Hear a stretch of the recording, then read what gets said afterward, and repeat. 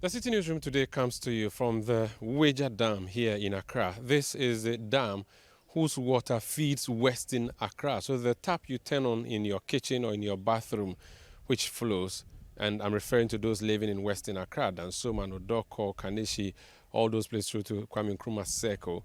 This is where your water comes from. This water is treated by the Ghana Water Company and piped into your homes for those in Western Accra. Now, because it's a natural reserve and it's a natural resource, the water here accumulates on its own, flowing from water that comes from upstream. It could be rainfall patterns, it could be waterfalls. Whatever source of water feeds this particular dam is what leads to its rise. Now, when this water is dammed here and kept here, it is then taken through the processing by the Ghana Water Company and it comes to your home. But that's not the focus of our story. The focus of our story is that because this is a trapped water, it is always looking for a means of escape. Now, the moment this place becomes full, the water ought to find its way out. And this finding of way out is done by the company that runs and operates this dam, the Ghana Water Company. On 7th March 2024, just a few days ago, the regional manager of the Ghana Water Company wrote a letter to the head of the GWCL saying that there need to be a gradual release of the water from the dam to ensure that the dam does not break. We do know the consequence of the dam breaking. So preventing that would mean releasing water gradually. So if you look behind me, there's a means of measuring the level of the water. What we know now is the water is now at 45.6 feet high. If that water goes beyond that to 46.1, there may be a need to start spilling. So the spilling has not started, but there's a possibility it may start soon with the onset of the rains. So we are here to tell you this story because a few years ago, actually just some 2 years ago, Ghana was hit with a disaster, and that disaster was as a result of the spillage of the dam, the Weija Dam, that is. And this has nothing to do with the Water Dam, which has already caused its own problem on its own area. But when this water was opened or spilled, communities were affected. And so I'm just going to take you to the exit point of the water. This is on top of a bridge that has been created above the dam, so I'm able to walk. But below me are the spill gates that would be opened. And when the water company opens these spill gates, this water, which has been restrained here, would gush out. And when it gushes out, it goes down south. And all the houses you are seeing behind me would be submerged. And that's what happened the last time that the flooding happened. For now, community members are living here as though it is a normal, safe place to live. There are people doing the laundry by the dam. There are people catching fish, and people are just fetching this water for domestic use. And these are people who live around here, work around here, and operate and do their business around here.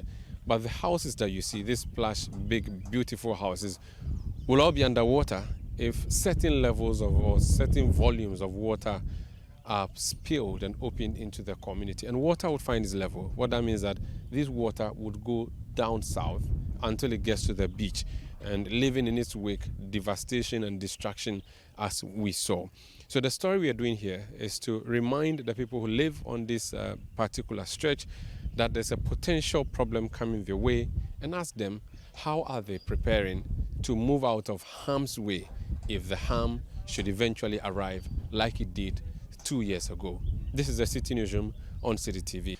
This is a few hundred meters away from the Weija Dam. The last time I was here, I was not standing on dry ground. In fact, I was in my Wellington boots and was wading through water that had covered this entire stretch. It's because the Weija Dam had been opened and all the houses in the downstream side had been affected. People had removed their belongings. I recall vividly seeing people pack their mattresses and other belongings and putting them outside to dry. Now the Ghana Water Company may be spilling the dam again if the rains come in the form that they came, if the rains are heavy. How are residents preparing? One of such residents is here with me. She was affected the last time. Mommy, what's your name? My name is Veronica Alonyeku. Where is your house located in this vicinity? The house is in down there. Okay. The down there. The last time it rained heavily and they opened the Weija Dam, did the water enter your house? Yes. Do you recall what happened? Yes. What happened? Tell me. Me, I'm in top, but the down floor, everybody's thing has scattered. Some of them, the water has taken them away.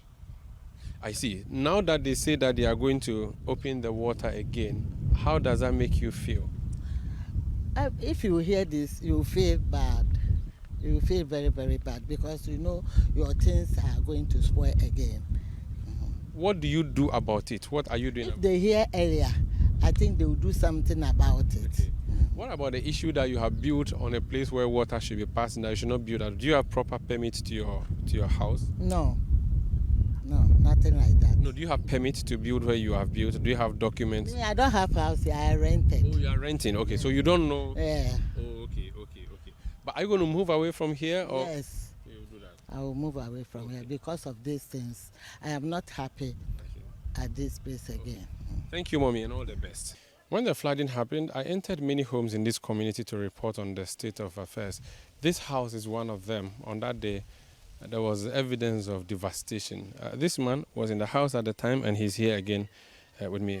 Sir, what's your name? My name is Daniel Boama. Last 2 years, when the flooding happened, Ukai Niesi. Kaipa. Tama esi na me kokrum me kwajuma. Ti my wife dem kwara nku school. Tell my friend me say ensu no mo bie. Ti me ye fast say me ba. In fact me buy no.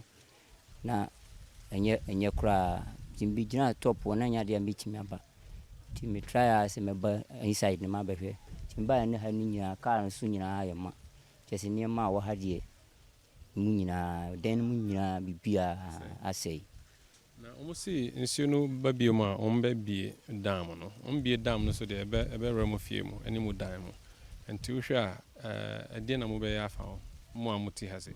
Okay, musu ebe dam ase se musu mama ya so ate se bi se na ekoso yeso so tambia na ya na me trafi me ko jumantem from 3 to 4 na me ko ti musu mama ya so ate se si no mo be ya ne de se de ye hu before ni ntino say your profession you who can be first. And move to an hour because we so move and the and the move now only there this year and you're happy until I say a paper beer you can so say paper a boy home buying. This is one of the houses that were affected by the opening of the spillways of the Weija Dam, and so we're here again to speak to the residents. So were you here when the water came into the house? Yes, we were around. Do you remember what happened? Where did the water get to? Yeah, I remember the level of the water was this side. This high? Yeah. Which means that it was in your bedroom? Yes, it was all over the bedrooms. They may start spilling very soon, and we know what happens when they do the spilling. Of course, the volumes will matter. But as someone who lives here and who has witnessed that before, what do you make of it, and what would you do about it? Well, we would just plead on for them to exercise the way they open it. Maybe they shouldn't open all the gates like they did before, and they should rather manage it by opening maybe 2 or 1 so that they wouldn't have such effects like it did. Me buy nsuo no ewo efom ho a na me bisa se nsuo e ma dem no so omo ta bia efom ho ya na wo enfom steps me dan ni nti no kwasem say ye wo have musa first steps na me bisa me fiero say na ye na e ma no so e ma nti me so me ya pick farm nti na se me ko ho na me ko hwe ho nti me ho na me baba ako frem say mama o wo fie na me se me ni fie no so se me nhye me dem ho dia eni nhye no wono ne dem nti be bia me won me ntwa me ampa me ba ye na ke say me wura me dem na da me nufu ase ye be de kodo na free first abansro na wo e ba ni be wura dem in fact me wura dem na ke say me no manyina I say but ni e bi say o mo say nya sa na eti be 19 years ago no na nya sa na eti because me say me fiera so ono obetena ha che ne nam se mo de si fie no ye bie die but dan enwuram e chen say ye bie na no di wuram See, I must see ombe bie ne bie I didn't work kan fa ho. say de me ma dwen che me say wo mo be keep ensuo no wo dam na chi na ebenye ma mo be bie ne by force there me feel say emwa. Now, when disaster strikes in this country, we have a state institution whose job it is to deal with the aftermath. Indeed, that institution is also supposed to prevent disasters from happening. It's called the National Disaster Management Organization. What happened in Weija was a disaster. NADMO swung into action. This time around, the warning has been given by the water company. What is NADMO doing? Let's speak to Eric Abebio. He is with NADMO for this particular municipality. Eric, you're welcome to Citi. Thank you very much, sir. How are you doing? By grace, sir. This information we have picked that, if you could just join me this way, this information we have picked that the water company may be spilling the water in Weija Dam. Has it come to your attention? Yes, please. So what do you do usually when you see things like this? Normally when it happens, we go around with a van informing the public that around this time they should be alert. The water will be open at any time. And basically, based on the level of the dam, normally when it rains in the eastern region, but doesn't rain in Accra. So normally when it rains, the following day, the level of the dam goes up. So when the level of the dam reaches 47, then they start the spillage. Then, but from Thursday, around 18th of March, we normally go to the Ghana Water to take update of the dam. So Thursday, the level of the dam was 45.6. Then Friday, the following, that was 19th, it was 45.5, which means it has reduced by 1. But unfortunately, yesterday, we were doing some dredging at Belwa, so we couldn't take the update yesterday. So when are you going to start the community engagement? Because the rains are almost here. Before they started with them, that was Wednesday, when Ghana Water alerted that they'll be doing the split anytime. Okay. Wednesday, we went around informing the community that any moment from now, they should be alert because the water will be open. So those who are watching us and who are hearing this for the first time, when you say they should be alert, what do they do? So if you live along the pathway of the Densu River towards the beach or towards the sea, what should you start doing? Which means you should start packing because it could be they can open the dam in the evening or at night. You might not know, so you should be alert. There's a new MCE for Weija Dam. We've come to him to ask him how he's going to deal with it, if it has come to his attention at all. Sir, you're welcome to Citi TV. The Weija Dam, obviously, is something you know about. You live in this municipality. You saw what happened the last time. We are hearing that there may be spillage very soon again. As an assembly, what steps have been put in place so far? I know you are new in the office, but I'm sure you are privy to some of the measures that have been put in place by the assembly. What are some of the steps that have been put in place so far? We are preparing, or we have prepared enough. I have actually also called for emergency meeting with the Ghana Water, NADMO, and other security agencies to meet tomorrow because we want them to tell us how they are going to do the spillage. And this time we are going to ask them that they should not wait till the dam gets it full before they do it. They should do it gradually for us. We are also taking steps. On Friday, I asked the coordinating director to also instruct the PRO and other agencies or the heads to actually go around and start making announcements that we don't know when they will start, but we should all prepare. So your assembly van is going to start making the announcement, or you have already started? In fact, I gave the instruction on Friday, so I'm sure from Monday going they will start doing that. What should community members do? Should they leave their homes? I mean, these are houses they put up, so what do they do? So we are not asking them to leave, but I don't think it will be proper when you see that water is coming to your house and you want to stay in the water. No. Mm-hmm. But we are also not asking them to leave. But what we are saying is as soon as it's getting to situation where they cannot cope, the best way is to move. But we are trying our possible best that when they start the spillage, it will not cause issues for us. That's why we started the dredging. And I think this is the first time we have actually started the dredging earlier. I think we started, this is for when we go to the Kokojo, we started last week, so it's like 12 days. So where they have not dredged for some time now, I have asked them to do it. So I'm not sure the spillage will cause a lot of havoc this time, of course. Thank you so much for speaking to us. So that's the Municipal Chief Executive, Weija Dam. This is Citi Newsroom. on Citi TV. And you've heard him talk there about the dredging. My colleague in the Central Region, Kavi Sete, went to do a report on that. Let's see what he's been up to.